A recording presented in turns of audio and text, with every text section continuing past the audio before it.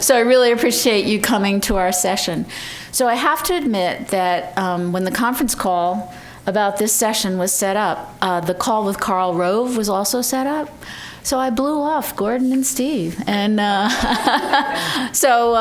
however, Steve and I know that Gordon is going to do such a bang-up presentation, and Steve is going to follow up with some great information that you are in wonderful hands. So let me tell you a little bit about Steve and Gordon in case you don't know them. Gordon is with the San Francisco chapter.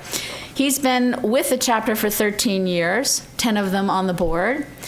He just told me a story about a couple years ago where he had to manage 52 Capitol Hill appointments.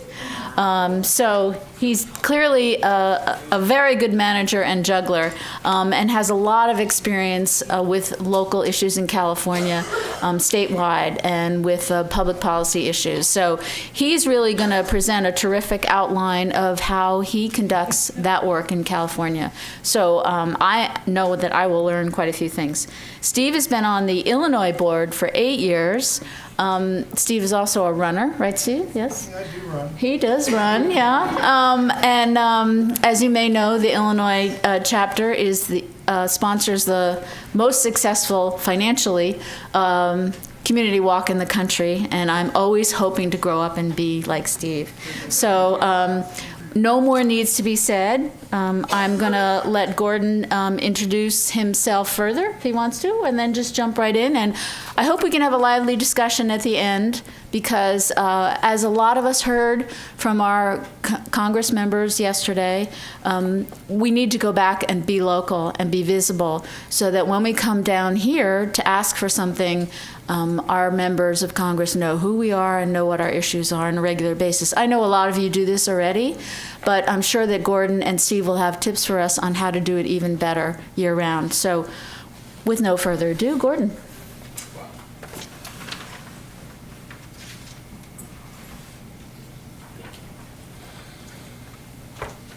So she said nothing else needed to be said.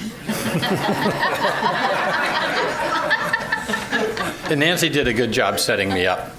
But what I want to talk about today is kind of expanding your reach. But I'd like to see a show of hands of how many people have been to a state capitol day.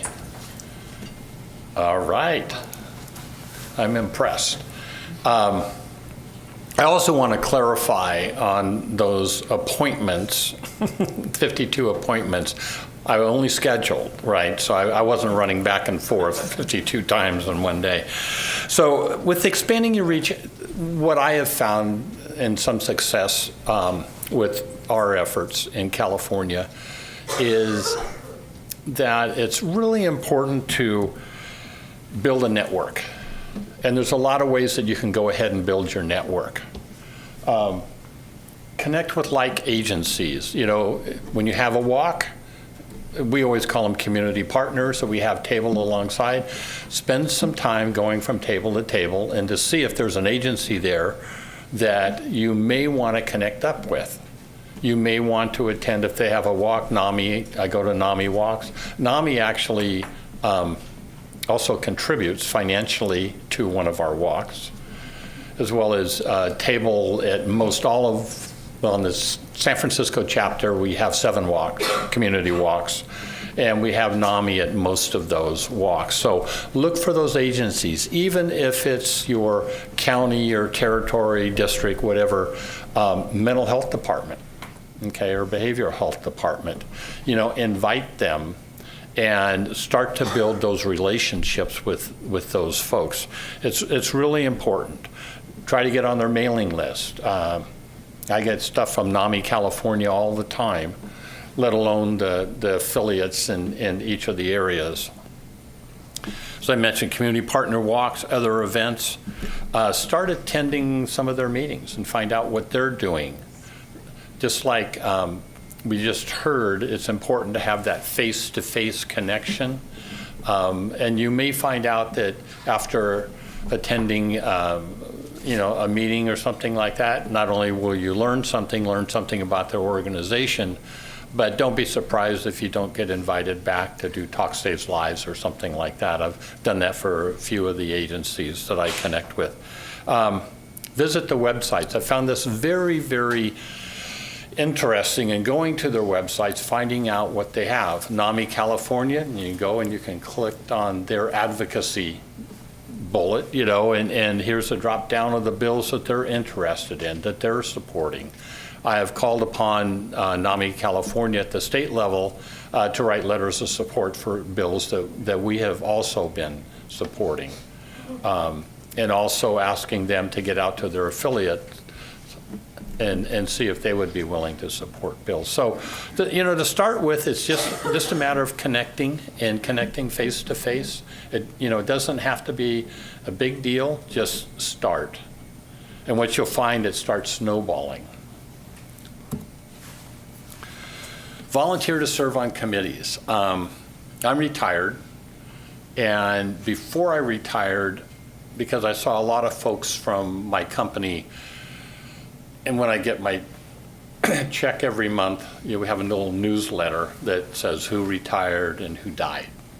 And I started seeing, mostly it was just people I had worked with over my 37-year career that I'm seeing retiring. and that was fine, but as I got older, I also noticed that there were several people that I knew that had passed away.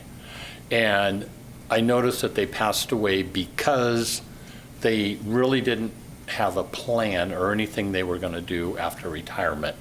So, I'm not talking about myself, but I had, before I retired, just made some goals for myself on what I wanted to do as far as volunteering and increasing my volunteer time with AFSP as well as with our city emergency response team. So I started volunteering and working on local committees. So I serve on 2 counties' suicide prevention committees. They have open meetings. Their behavioral health departments or mental health departments, the boards and committees have meetings, to attend, find out more things. University and college-wise, I have served on one of our state universities. They had a student wellness committee. I served on that for a couple of years. University of California, San Francisco, which is a medical center. Langley Porter is their psychiatric clinic and hospital. And I serve on an community advisory board to the Depression Center of Excellence there. And what happens is all of this started because of connections. They start coming to you, right? And fortunate enough, for the last 5 years, our chapter budgets money to do a conference with UCSF every year. So this year our topic is the stress and anxiety of living in the Bay Area. So that PTAs, I have presented at 2 statewide PTAs on suicide prevention, and that all started with a local PTA contact. So you got to kind of think outside the box a little bit on what I'm going to get to. The Behavioral Health Board, it started with attending some meetings, and then all of a sudden you make some connections and you get the board president, or chair to come to your walk and speak. And you start building these connections. How am I doing on time? You're great. Okay. Just keep going. Okay, so attend meetings. Some of this may seem a little awkward. Okay, I want to go to my city council meeting or my county board of supervisors meeting, but there's always an opportunity for the public to speak, not necessarily on what's on the agenda, but quite often they'll have public time there, and it's also a good place to do proclamations. Okay. There is one that I wrote that's on AFSP in chapter land that needs to be updated. But we try to get out to have our county Board of Behavioral Health do a proclamation, cities, counties, try the governor to get something going. But it not only brings things out into the public eye, but it also is another opportunity to connect. The city council meetings that I've had proclamations read, it's most important that you're there. Most of them, you have the option of, do you want just to read it and we'll mail you the proclamation. You submit a draft and they will change it because I want to shorten it. Or you have an opportunity to be there and just get it, or you have an opportunity to receive it and speak. So it's an opportunity just to be out there. State agency meetings. I don't know how this happened, but it did. I serve on the State Superintendent of Public Instruction's Student Mental Health Policy Work Group. Because of connections, I was asked to do that. And every year, we have to go back to the State Superintendent to get us reauthorized to continue on a year. Also serve on the governor's, long name, I don't know why they just don't shorten these things, but it's Interagency Policy Action Councils. I'm not a state employee, so I can't serve on the council, but they have a depression and suicide work group. And so that gives me an opportunity to also be out there in these two arenas and gather support. How that kind of pays off is when I turned on my phone this morning, when I got up, I had an email message from Chief of Staff for one of our assembly members asking me, we've had on one of the bills that we've been supporting that I've testified on, there's been some changes to it, so she asked if I could redo the letter of support and send it to her. And, oh, by the way, can you testify Wednesday? And I go, oh, okay, yes. But, you know, things start to connect, you'll find, and it really works well. You got to track bills, okay? I go online and I'm tracking, I'm looking. I don't know all these bills that are going on that may be mental health related. But if you look at, if you have a caucus or a subcommittee, we have a subcommittee in the Senate side on mental health, you can start tracking. Contact Nicole. I don't know whatever they have, they seem to be able to find everything quickly and to let you know what's happening in your state. And start tracking the bills, and if you have the time to attend some of the hearings, you can look up when the hearings are. And you find it interesting, even if you're not a witness. You know, time and time again, I've gone up the hour-and-a-half drive to Sacramento to get there. To the hearing, the bill comes up, they go through the testimony, and it says, anybody else there in support? And you walk up to the microphone and you say, American Foundation for Suicide Prevention and Support. That's it. You know, but it does help, you know, when they have time after time people in support of a bill, then they start taking a little more serious. Making contact with the elected officials, which we did. How many of you offered to be the resource for them back in the district, right? Okay, you know, you give them your card, you say, use me, use me, use me. I had a chance yesterday to talk to 3 Congress members. And it just was also good timing. A little faux pas, I saw my guy, who I'd say known, but aware of for years since he was a restaurant owner, right? And then went to city council and county board of supervisors and assembly and the Senate, and then got elected to fill the remaining term when George Miller retired, and just got reelected. I know that his father died by suicide. They're very open about that. I also know that his cancer is in remission right now. So there's all these things. So I'm going through the tunnel, going to Longworth from Cannon, right? And I see him and I go, oh, I was so shocked, you know. So what do? I go, hey, Mark. Real professional. He stops and turns around. We talk, shake hands, you know. I said, hey, I'm going to be in your office at 3:30. And he says, well, you know, be sure to stop by and we can talk if I'm not voting on something, right? You know, and so I get there and he was out for a vote. And I talked to his LA, who I also talked to last year, you know, and it was kind of neat, but I kind of surprised myself. I didn't know what to say. You know, and so, but make contact. A lot of them, I'm very fortunate that Mark is back in the district over 30 times last year. So it's almost like every weekend he's back. Must be lonely, he's not married. But you don't know, and I didn't know, is he coming back for cancer treatment or, exactly what.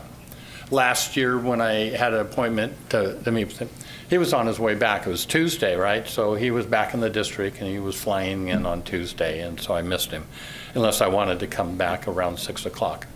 So, but contact the local offices, be that face, be that voice. One of the things that I do, and this goes back to the work that I did for the utility that I worked for, I like numbers, okay? And because you can make them say anything you want, and that's why I'm very cautious when we talk about California, or California being 45th in line on suicide on the rate. However, we have 10% of the nation's suicides. So what does that really say, But I carry with me statistics. So I can go to our Department of Public Health, to the Epidemiology Center, and get statistics. So I've got them male, female, and unknown. I have the ethnicity broken down, method used, okay? Backside, then I get into attempts. And so these attempt numbers are non-fatal injuries requiring hospitalization, or non-fatal injuries where they go to the ER, treated and transferred to another facility. The reason to me this is important, and I do a breakdown for each of our districts in California. So as we were talking and going through, I start with federal down to state level. Oh, I heard a beep. Is that time's up? No, you're good. You got a few more So minutes. all the way down, and then I pull out a sheet, and it's by county. It's as close as I can get, and I say, here are the numbers of attempts and suicides in your district. And that kind of brings it home. We're talking about what's happening in their district. And along with that, I let them know what legislation has happened. What we tried to do last year. Last year we had 5 bills. 4 made it to the governor's desk, 3 got signed. That's a real win. This year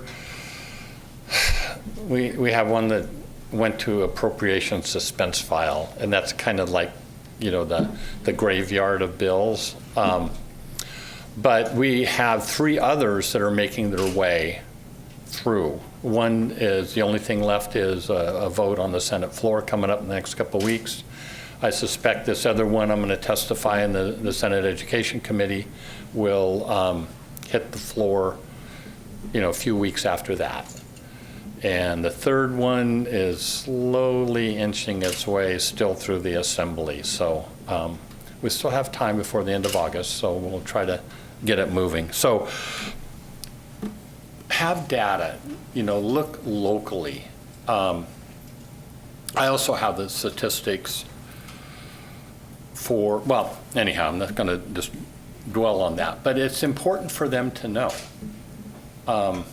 Not that I'm picking on Los Angeles County, but Los Angeles County, which is huge, they have over 10,000 attempted suicides a year. And so a lot of times it's another numbers game. You put that out to someone, and that's 10,000 constituents, right? Now, if you do the rate with the population, it's, they kind of, if you rank the counties in California, they're down towards the bottom, just like California's down towards the bottom. But that's still 10,000 lives, 10,000 faces, and that's a number that they need to hear. Okay. So if you're going and you're going to support, or how do I support, or whatever, do research. See what's out there in the laws, and what current practices are for people. Gaps to be addressed. We did this with a bill that got vetoed.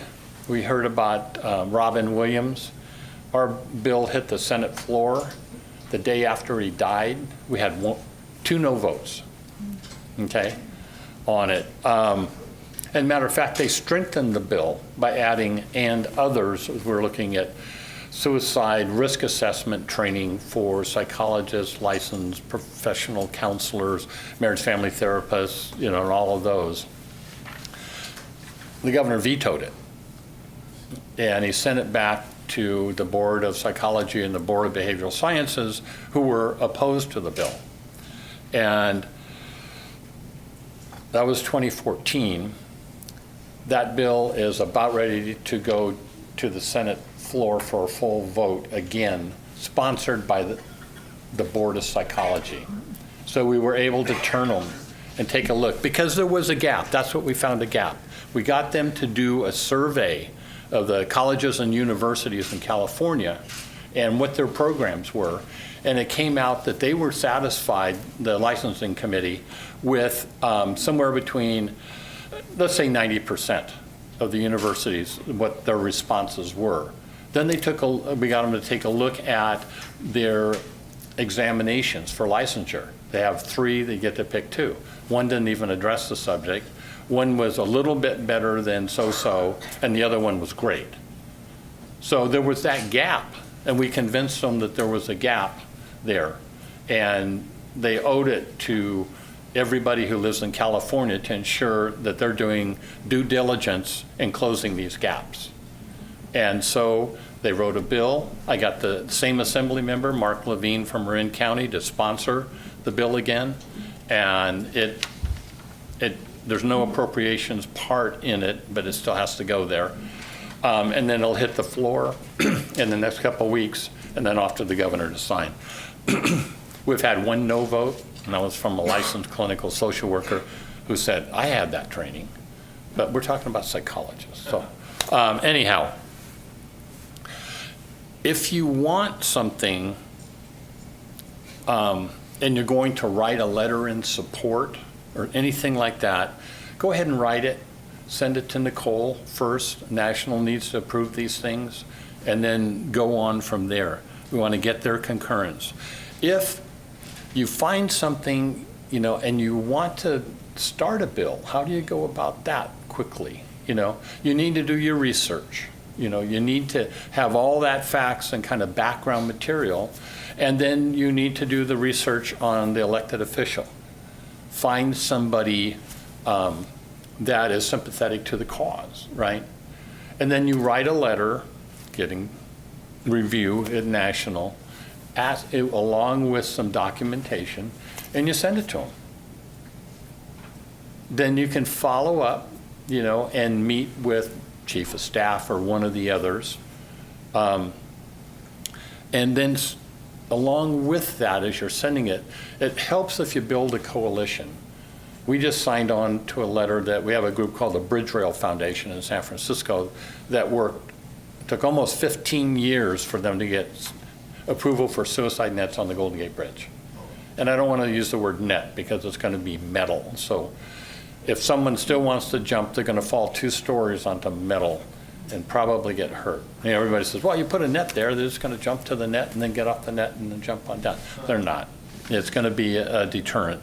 But they came to us because of our connection and asked us to support a letter. They're branching out now, and their letter, it was all about safety standards. We did get an assembly bill passed that requires construction of all new bridges, retrofitted bridges in the design phase has to take into consideration suicide prevention, right, and deterrence. And that was several years ago, but now they're taking a look at, okay, we've researched this, and there's really nothing mentioning anything as far as safety standards, both from the rail side at crossings, because we had quite a problem in Palo Alto for a while where we had a lot of contagion with high school students. And so that's what they're asking Senator Jim Bell to do. So we got the letter, we're signature one of about 15 people that signed on that bill. So anyhow, all I can kind of wrap up and say, approach an elected official, or a committee member, you just need to take that step, and it's not as scary. How many first-timers do we have here? Okay. Did you find it as bad as what you thought it would be? Yeah, you build this up in your mind, oh my God, and we hit you with all this information the day before. But that's information you're going to take back with you, right? We kept emphasizing these few little bullet points. We don't have any big, heavy monetary asks and stuff. And then you go and you meet, and it's very friendly, very friendly. And it's the same thing at the state level. You'll find it. So with that, what's next? Do I hit a next? Sure. Oh. I want to say, what is advocacy? This is what I want to close with. We talk about it. And it's just, it's a process of supporting a cause. We do that all the time. So there's no real separation between what we do on a daily basis for AFSP and what we're going to do with an elected official, right? It's the same thing. So with that, I want to thank you. And we'll take questions at the end, right? Okay. Okay, so how many people are willing to retire so you can do what Gordon just said? I think I'm going to sign up right now. That was amazing, Gordon. I wrote down about 15 things that I should be doing in Massachusetts, so really terrific. Thank you. And we'll do questions at the end. Steve's going to talk about home district events, and then we'll leave some time for discussion.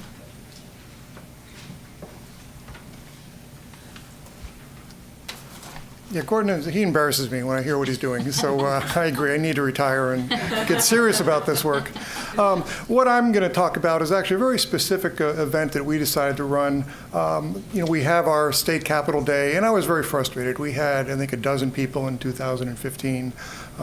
This year we had, went up to 18. I was very happy with that. But still, it wasn't enough. We have more than 400 field advocates. We keep trying to push to get more, but with that kind of a turnout, it was just, frustrating.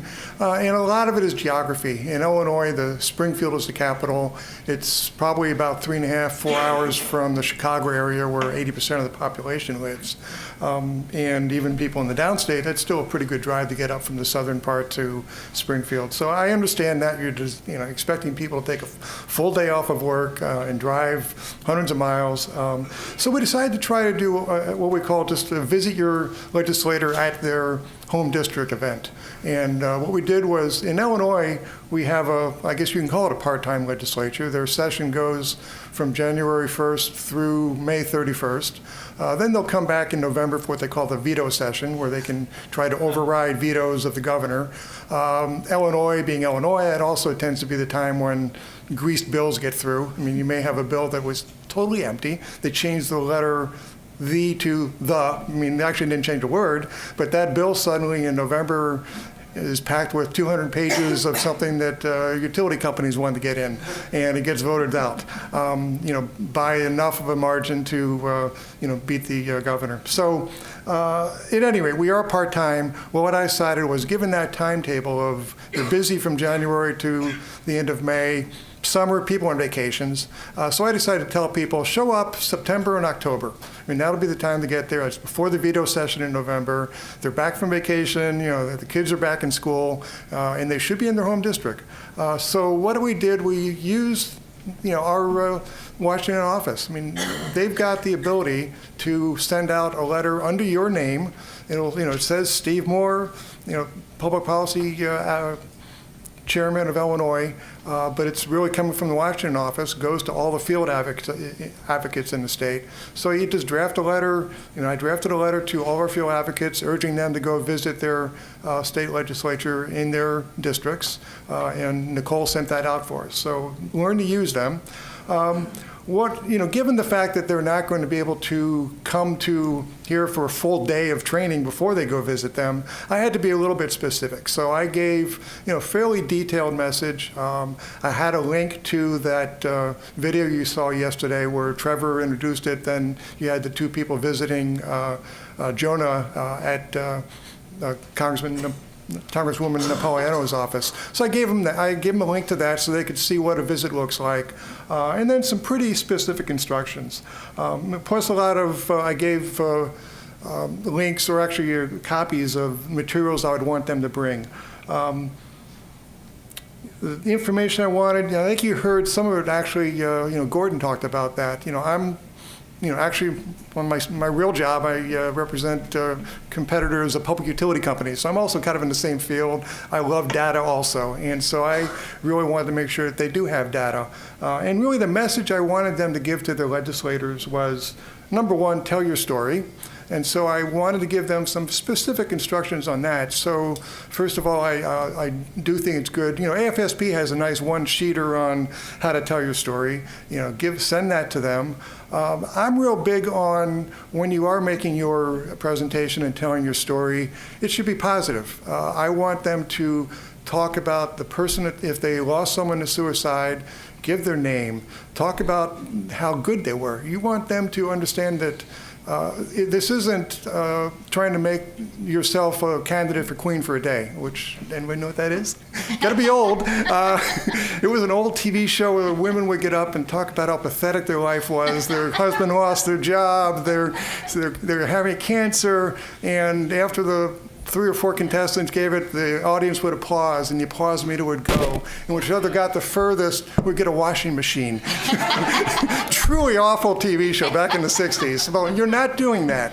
You are there to make a positive impression of the person you lost. You want them to understand that society, the world, is a lesser place because they lost this person. And 44,000 people lost last year in the United States. Our country, our world is a lesser place because we lost those people. And you want that person, you want to talk about, how good they were, their education, what their plans were. Again, it's got to be positive, and it really focuses on that person and how good they were. So that's the message I want them to give about telling their story. And then I want them to talk about suicide is a serious problem. That's the data part.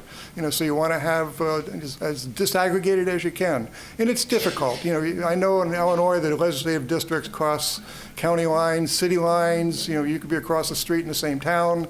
But you can probably find some county data. You have to go to talk to the state data people that have that information. It's not really available much nationally.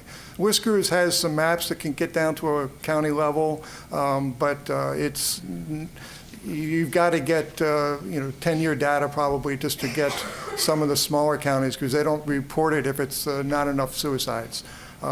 So do what you can to get some nice specific countywide data. If you can show that, that's great. If not, at least get some good state data. I always go to Whiskers and get the state of Illinois data for the, actually you can get the top 20 leading causes of death, so you can really see each age group, what it looks like.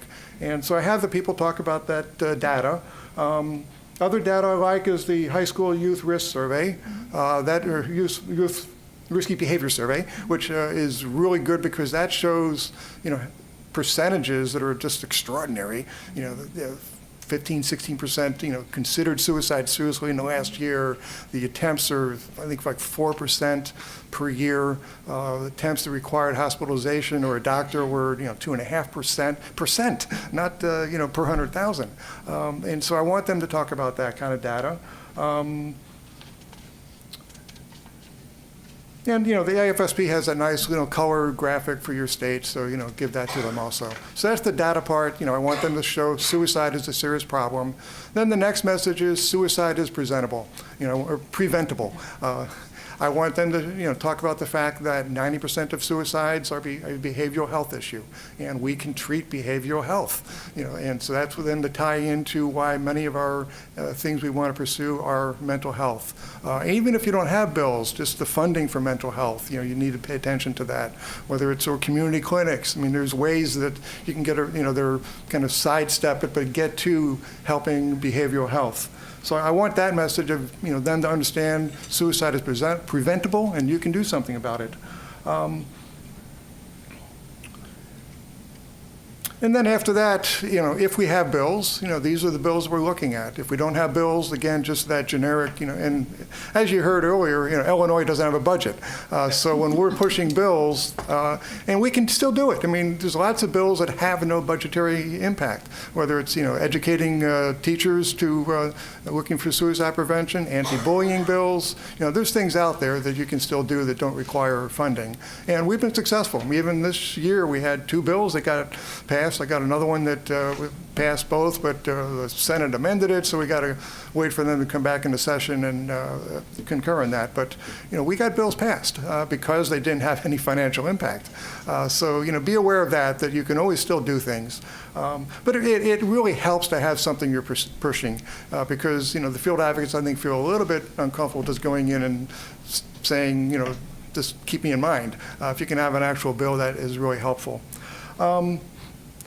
So after, that's the message I gave. Then I wanted them to actually, given the fact you weren't coming in here for a full day, I wanted to have a conference call where they would be available to talk with me and other field advocates. So I set it up, a conference call with our state coordinator that every Wednesday for a 2-month period, I'd be available from 7 until 8 in the evening.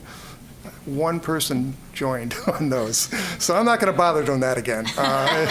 So that part was a bust. But, we still, and after all of that, all the effort we got, and I pushed a couple times, and we had Nicole sent out emails to our field advocates at least 3 times during that 2-month period, and we ended up with 4 people. So it was not good. However, all 4 of them had wonderful visits. I mean, they sent me pictures. They talked about how terrific, they spent a half an hour with the legislator, and the legislator was in tears and, really wants to help. So, from that, I'd say it was still a success. I mean, and we got 4 people out there. We now have 4 legislators that are friends of ours, and that we can go back to. Now, one of the lessons I learned actually from our state capitol day this year that I'm going to do it again, by the way. But one of the things I'm going to do is when I got the list of people that had signed up for our state capitol day this spring, I looked at that and I saw which ones were in the same districts. And so I then sent each of those people an email saying, here's the email of the person in your district, get in touch with them, and the 2 of you can coordinate your visit. That really worked great. They actually, they were contacting each other. They set up visits together, and we became friends before we even showed up in Springfield. They talked to each other on the phone, and they seemed much more willing to make the visit and had a good time. So, what I'm going to do this year is when I send out that first email to people, I'm going to tell them that, if you're interested in doing this, I will get you in touch with other people in your district that are interested in hearing from you. I'm not going to tell them, you can't tell them right now who they are until they give that permission. But I'm going to, certainly invite them to get back to me and say, yes, I would like to find out who else is in my district. And if I get a couple people that want to do that, I will then get them in touch with each other. I'm hoping that is something that drives them to feel a little more comfortable. Because, all of you saw yesterday, it's very easy to do these when you have a companion, and it's much harder to do it when you're by yourself. So I suspect that one of the reasons we only had 4 people was people felt uncomfortable. If I can promise them that you've got a good chance that there's someone in your district, we may get a better turnout. So I'm going to try that this year and see how that flies. Because we do have, with that, I have looked at it. I think we have most of our Senate, we have 50 senators and 100, actually 51 and 102 House members. So, they are pretty well spread, but we still have 2-3 people in most Senate districts, and, there might be a few House districts that only have 1, but, I think we can probably, get some more people by doing it that way. Let me see, the notes I have here. And, you heard from, Representative Schlossberg today, some of the stuff. That things he told us today, that's the information you want to pursue. When you talk to a legislator, you want to make it local. You want to make them understand the people in their area. There was just some good information there. I agree with Gordon also. If you can get attempt data, that's just much more robust than the actual suicides. And I think that, and you can talk about how attempts are, devastating to a family and to employers. That is something that you need to pay attention to. And, certainly suicide, has its own obviously issues, but if you can get some attempt data, that really is wonderful. A lot of it is actually self-harm, which may or may not be a suicide attempt, and you should be honest about that, but you can certainly do what you can to get that self-harm data.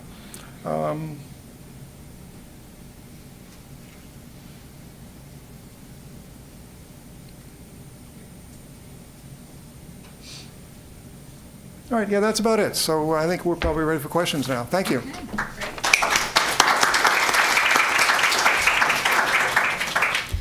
So I just wanted to, before we get to questions, talk a little bit about why go through the National Public Policy Office. There's a couple reasons. One is that we do, as an organization, have certain policies that we support, and others that we stay away from one reason or another, or we haven't developed a policy on it yet. So you want whatever you're working on to comply with AFSP's policies. Can't think of an example of something. Well, every year we have the board of directors at its annual meeting approves a number of categories of issues. The ones that we, for instance, presented yesterday, the ones that we're working on, the ones that we're working in coalition with, or the ones that we're still investigating. So if you have a proposed legislation on a still investigating, you know, what we're going to want to know, and we're going to want to see what you're proposing as a position, because maybe we don't have a position on it yet. So that's one reason. The other reason is I found when I send Nicole a question, she researches it. She gets me, you know, model legislation from another state. She'll say, here's what happened in that state. Here is what went well. Here's what failed. Or here's a bill you can look at in Washington State or Oregon that is directly on point to what you're looking at in Massachusetts. So it's really very helpful, and sometimes it takes, you know, it can take her a couple days, but it's really remarkable. We ran into a different problem on the teacher training, school staff training for suicide prevention. We got our bill passed 2 years ago, and then the school administrators or something like that association said that, well, some school systems could offer to do it voluntarily, but if they had to pay the staff to do it, we needed to fund the bill. So that's something we're still working on. Our Department of Public Health tells us that a lot of school systems are just doing it because the staff wants to have the training, and they're not going to say, you know, hold it up because you have to pay me for 2 hours to go to the training. There are other school districts which work more to rule. So that was something I had heard from Nicole before. We supported the legislation, but we went ahead anyway, and I'm now trying to work with the chair of the Education Committee to see if we can't put a little bit of money. But like every other state, Massachusetts' budget right now is in the hole a bit, and we have a state law that says the budget has to be balanced and has to be passed by a certain time. Does Illinois have that law?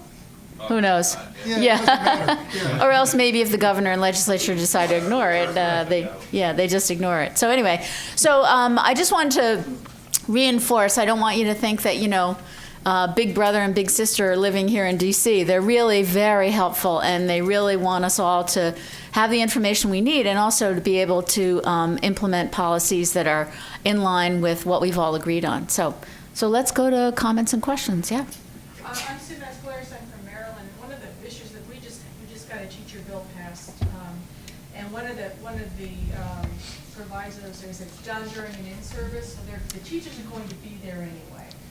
And it also is it's giving the decision on exactly what the training is going to be to the local school district. So we haven't gotten approached yet about we have to, and it has to be done by December. So I don't know if they're going to ask us, well, what can we do? You know, it could be 5 minutes, it could be, you know, half a day. We don't know. And another thing too with Nicole and Liz can't be everywhere. So right. if you see in your local newspaper that, hey, so-and-so is proposing a bill or something's coming up, shoot an email to them. If you can go on your state legislator and get the number of the bill and get text of the bill, shoot it to them, because sometimes they don't know about it, and that helps them out a lot as well. I wanted to mention something on the teacher training.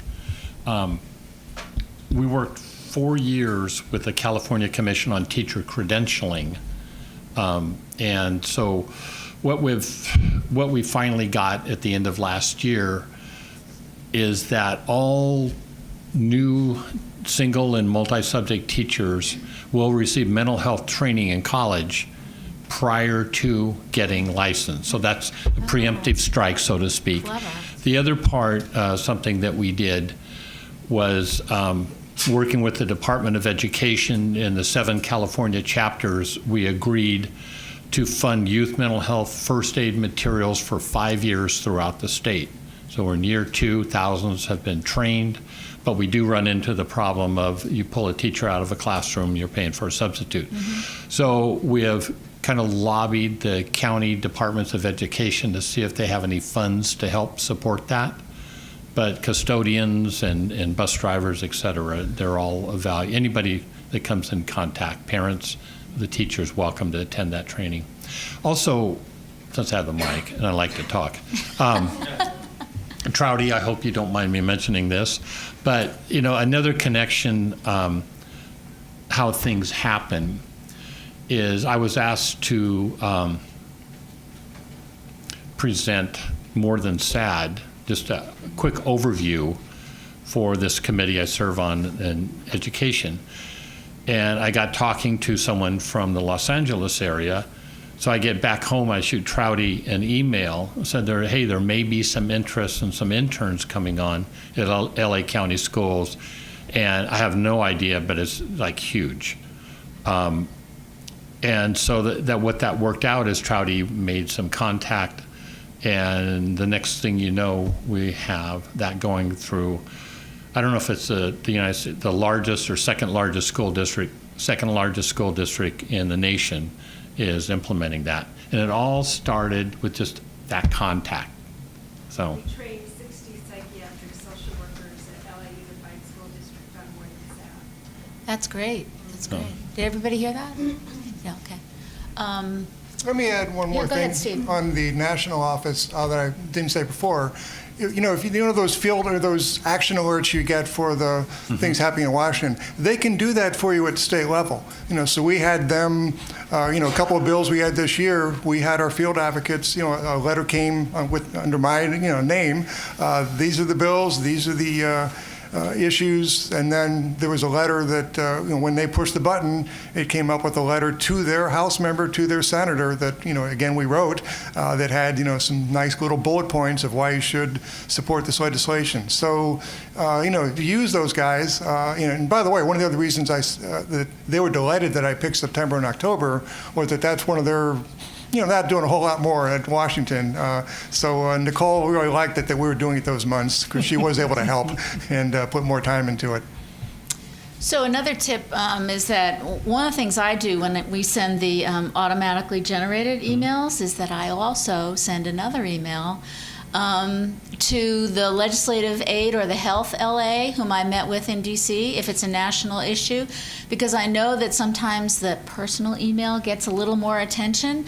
So I often just take the body of the automatically generated email and I put a note, and I do my note on my own email, and I say, so great to see you in DC, and I just wanted to follow up on some of the things we were talking about. Here's something I'm really concerned about now.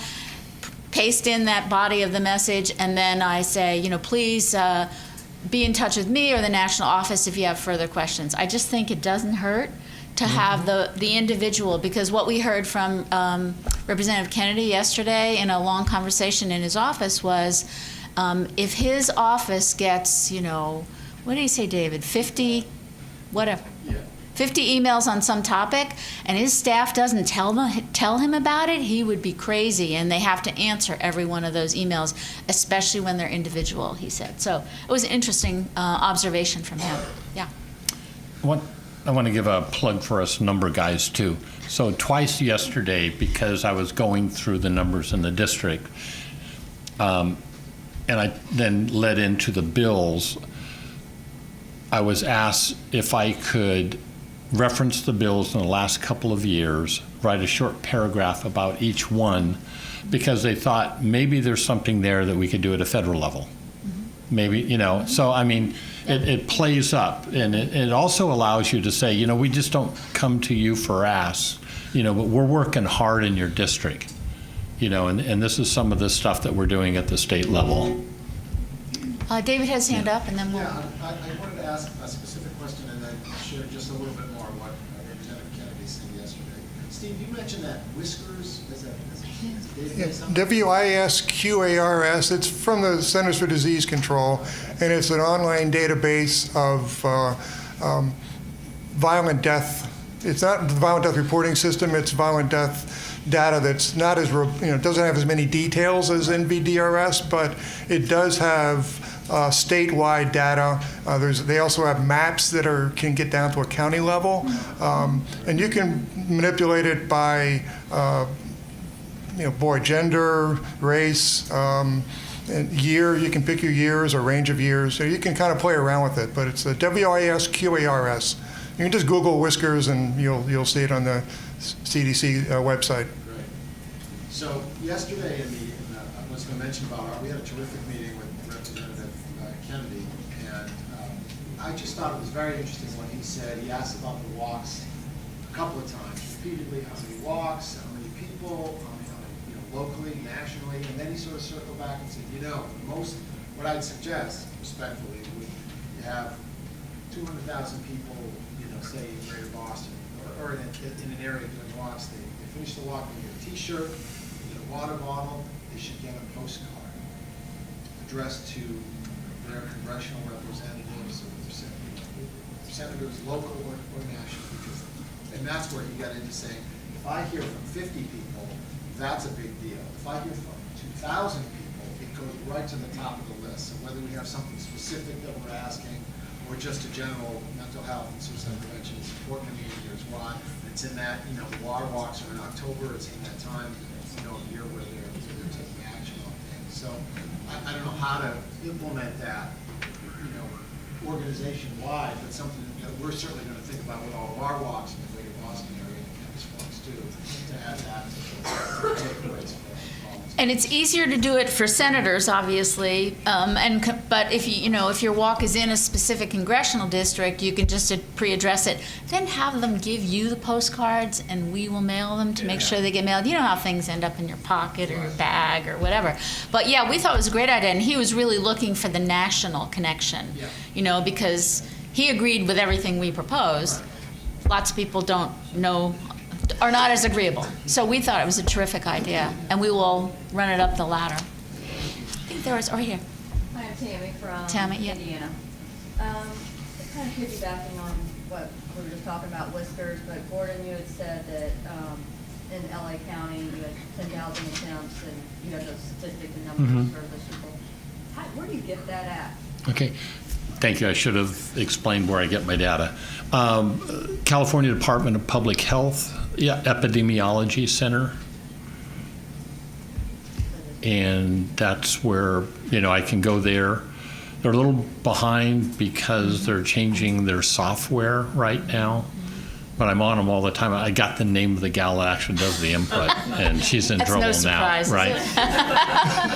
Going off the retired list. Have you taken her out to lunch yet? No, not yet. Yeah, I like that idea of giving them specific numbers in their district, and I also was wondering if there was a way maybe for AFSP to give us numbers from the previous year's walk in the folders. For, how you give us each individual folder for who we're meeting with. A lot of them ask that. What do you do it in our district? What did you have a walk? I mean, I don't know. Maybe I can get that from our walk chair. But put that on your comments for the evaluation for the conference, because I know that we go through those and gather up all those comments, and we get a lot of really good action ideas. Yeah. Sorry, go ahead. No, also, one of the things that happened to me yesterday is I couldn't get an appointment directly with Congressman Swalwell, who I really like, but unfortunately he's the next district over. It was funny. I was waiting for the LA to come out. We used to that in almost every appointment, and he walked out of his office. And of course he said, "Oh, hi," and shook my hand and introduced myself. And he said, "Well, we had a suicide in one of the high schools in Pleasanton, a couple of weeks back." And I said, "Yes, I was there the 2 days later." And he said, "This is a big issue with me." And he said, "I got to run for a vote." But he spent a couple minutes, with me and talking. And he asked me a few things to do. And then he yelled out to somebody and said, "So-and-so, get me a card." So he gets this card and gives it to me. He said, "This is my personal phone number." And he says, "I want you to call me anytime." So, a chance meeting, besides, "Hey, Mark." So, I'm sorry, I saw another hand. Yeah, Yeah. go ahead. Oh, I was going to let you know, yesterday, my, I was lucky enough to meet with my representative for the first time in 3 years, but he actually was unaware, not odd, because we're friends on Facebook. But anyway, he did ask me to include him on my mailing list, or anything like that, as well as contact his office personally when we do have a walk coming up, and all of that. So he's like, I didn't realize we had all that going on. I'm like, yeah, we're in our 4th year, but, anyways, he did ask, so that might be something to look at. Yeah, go ahead. Just in terms of, because each state is different. And so there's the epidemiology report in California, but other states may not have the same thing. And I may be stating the obvious, but probably, I mean, the first place I'm gonna look when I get back to Wyoming is I'm gonna call our county health office, because they have to submit reports based on those statistics that come to them from somewhere in the state government. So depending on what county health is called in your state, that's probably a really good place to do your first foray, especially if you're not used to having to run down government data from wherever it's stored. There's probably somebody there who can point you in the right direction. Yes. I know in the Tri-County, Southern Maryland area, a lot of times the counties will come up with have a needs About 10, assessment. 17. They'll do a needs assessment, and then that'll have some statistics in it too, because then their policies are directly geared toward addressing those specific bullet points in their needs assessment. Great. Any other comments? We're getting close to the end here of our time. Oh, why don't we give you a couple extra minutes? Let's thank Gordon and Steve for amazing detail.